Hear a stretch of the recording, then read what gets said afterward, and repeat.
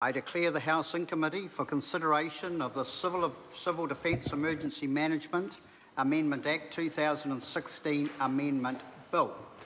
Mr. Speaker. Mr. Chairman.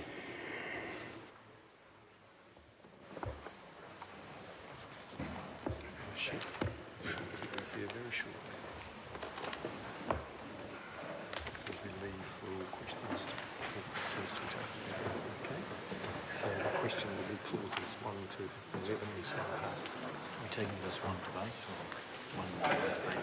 Yeah, I think we just need leave for that.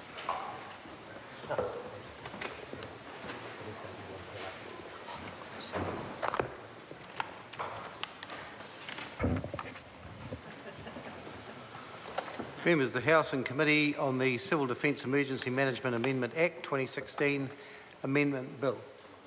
I call Jami-Lee Ross. Mr. Chair, I seek leave for all clauses in this bill to be debated as one question.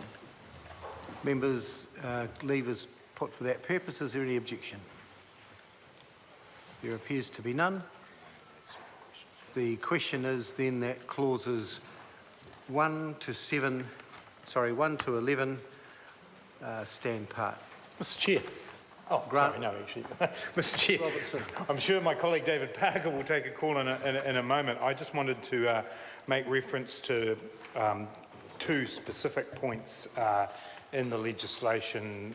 There's been a lot of discussion around the general policy objectives of the bill and the importance that I think all parties in the House put on making sure that we tighten up the rules around assessment of buildings and that we bring into force the Civil Defence Emergency Management Amendment Act at a faster pace so that we can make that transition to recovery in the Kaikoura and Wellington areas as soon as possible.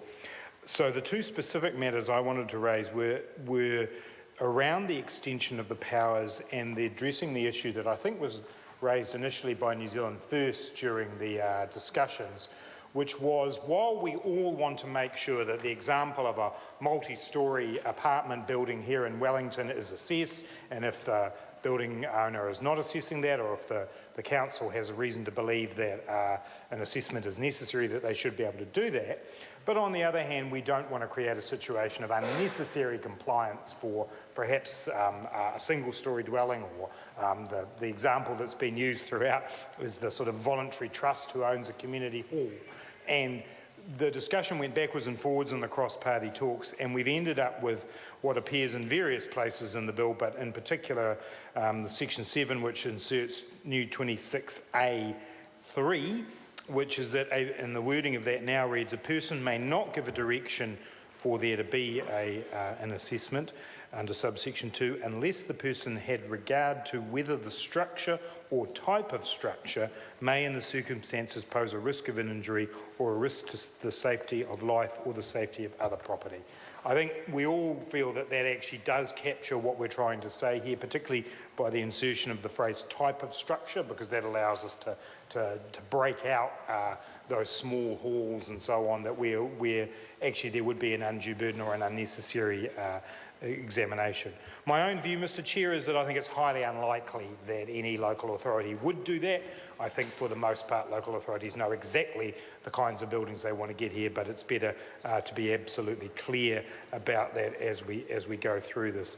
I'm particularly pleased about the reference in there to the safety of other property, because that has been an issue within the Wellington area where there is concerns from people who are adjacent to buildings as to whether or not those buildings have actually been assessed, and so it's important to be able to have that within the assessment that has been made. So we're very pleased to see that included in here and want to support that.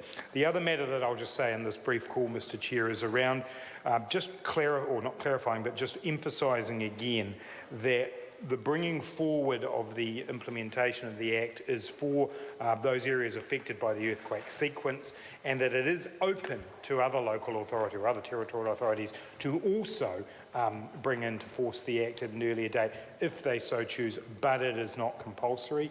I think a number of local authorities will choose to do that. I think we've got ourselves in a position now where a lot of people around New Zealand are very seized of the need to be better prepared, to be in a position to make that transition out from the immediate emergency stage into the recovery stage, have the coordination that needs to take place between central government and local government, and so I'm pleased that we've got the flexibility built into the law, and I do believe a number of others will do that. I will let Mr Parker now have his moment to discuss his SOP, which I warmly endorse, Mr Chair.